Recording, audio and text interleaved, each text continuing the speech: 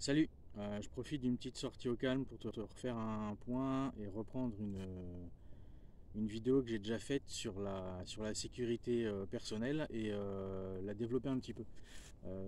Parce que du coup, savoir, là je vais parler d'agression, du coup, savoir réagir à une agression, ça nécessite tout un ensemble de moyens à mettre en place pour se préparer en fait.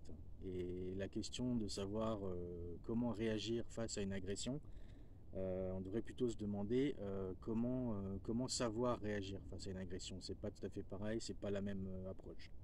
Je vais pas te vendre du rêve en te disant fais du Krav Maga, prends 10 cours de Krav Maga et tu sauras te défendre.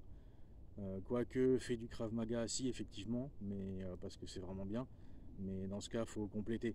Si tu fais du Krav Maga, fais aussi de la boxe thaï par exemple. Euh, Plusieurs arts martiaux qui vont se compléter les uns les autres et qui vont vraiment être utiles dans l'approche d'un possible combat. Qu'il faut le plus possible éviter quand même, effectivement. Donc déjà, j'avais dit déjà dans la vidéo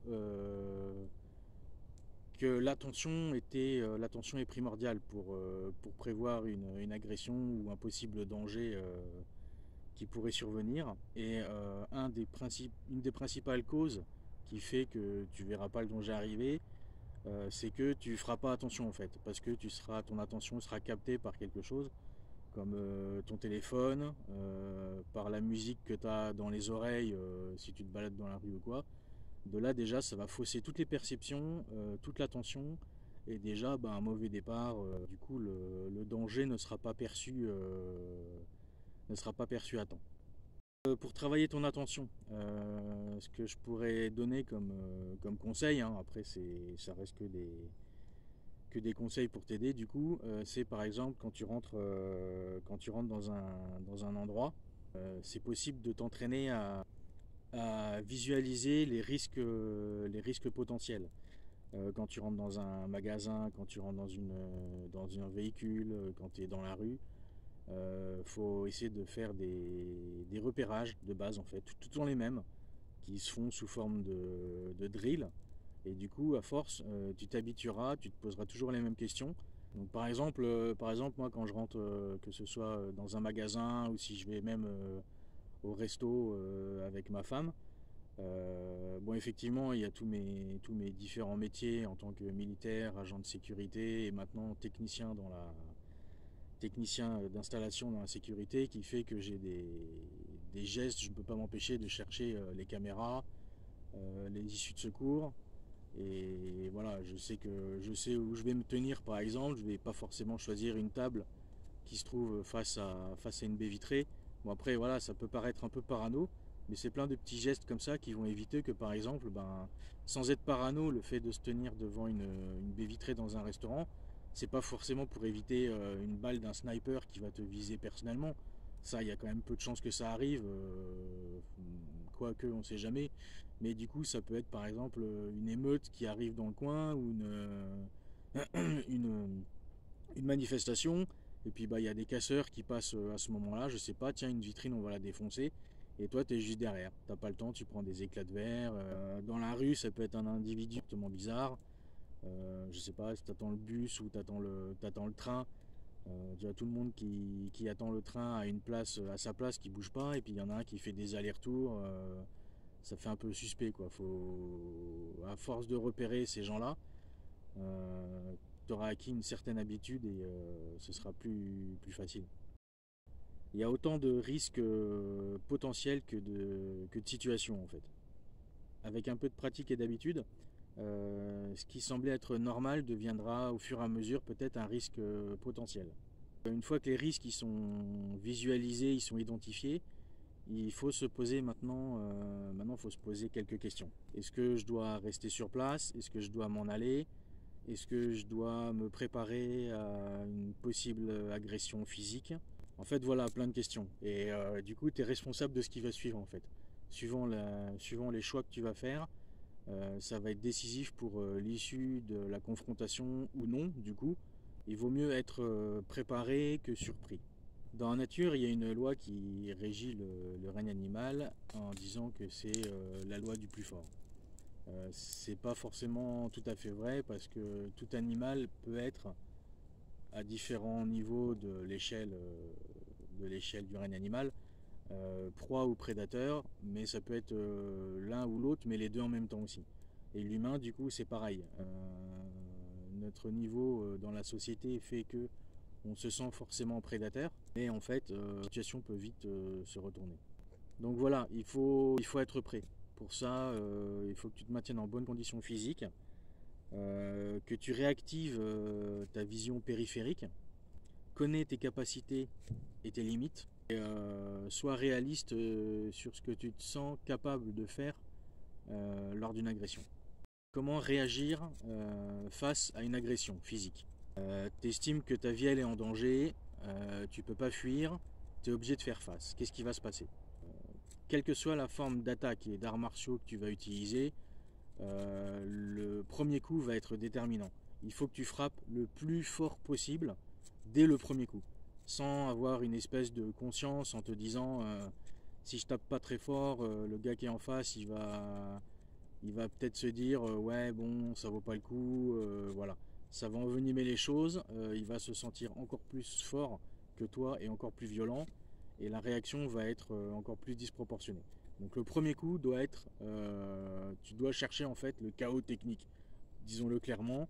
Au niveau de la loi, de toute façon à partir du moment où tu es acculé, que tu peux pas fuir, tu es obligé de te défendre, c'est de la légitime défense. Même si effectivement donner le premier coup, légalement parlant, t'as pas le droit. Après voilà, faut choisir si tu prends un risque ou si tu préfères aller à l'hôpital parce que t'as observé la loi ou parce que voilà. Moi je me dis que si j'ai ma femme par exemple qui est à côté de moi, je vais pas attendre qu'un agresseur la chope et lui colle une grosse patate pour réagir une fois que c'est passé. Non, c'est mort. Je mettrai le premier coup et voilà, les conséquences derrière, à la limite, je m'en fous quoi. Frapper fort en fait, ça va être un peu inattendu pour l'agresseur qui va se dire bah merde, putain, il cogne fort, ça se trouve le prochain coup il va être encore plus fort.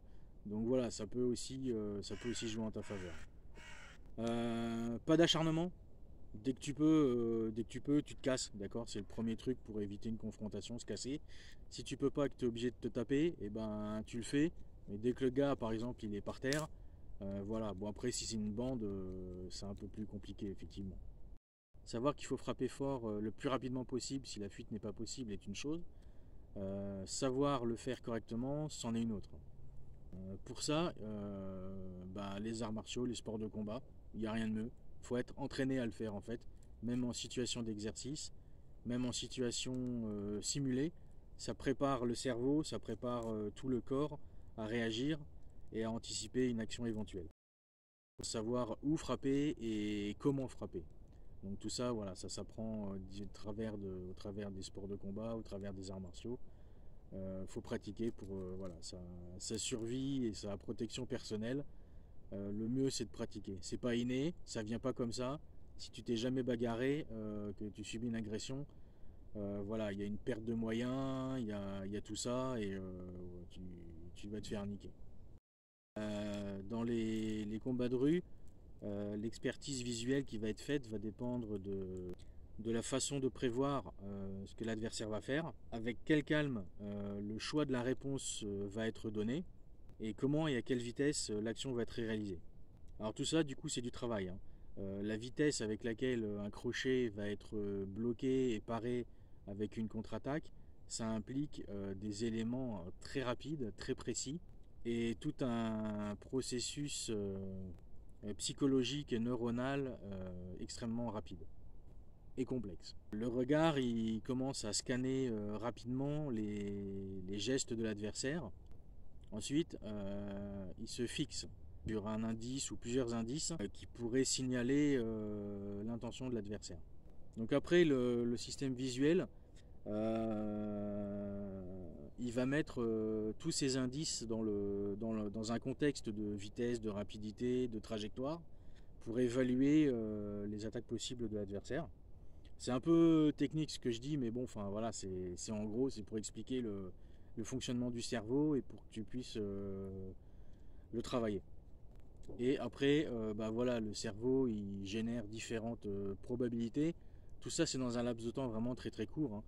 Et il voit l'attaque qui est le plus probable d'arriver du coup d'en face. Et il envoie du coup les messages chimiques et électriques nécessaires par le système nerveux pour exécuter l'action. Et tout ça dans un laps de temps qui est de 100 à 100, 200, 300 millisecondes, quoi. Très très rapide. Alors dans la pratique, comment améliorer l'expertise et la perception visuelle dans la réalité? La pratique du Krav Maga permet d'apprendre les signes de posture d'un adversaire potentiel lors d'un combat et fournit certains des meilleurs renseignements au sujet de l'intention. Cet apprentissage est acquis par la compétence de la biomécanique humaine dans des schémas et dans des conditions d'agression générale. On voit bien du coup que ce qui tend à distinguer les experts des débutants, c'est la capacité d'anticipation. La capacité d'anticiper la façon dont les indices d'un adversaire se rapportent à ses intentions en fait. Les experts, ils ont appris par expérience quelles actions sont les plus susceptibles de suivre à ce qu'ils voient. Ils ont donc des performances de sélection de réponses supérieures à celles des débutants. Ce qui permet une meilleure prise de décision tactique. Voilà, donc la pratique, la pratique, la pratique et la pratique. Donc, du coup, au final, entraîne-toi, entraîne-toi, sois difficile à tuer et tu survivras. Allez, à la prochaine.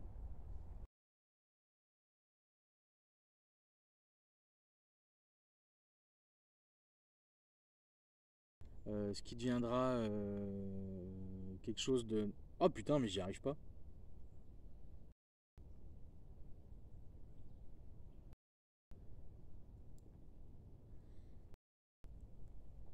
J'espère que je vais arriver à faire les montages parce que ça va être chiant.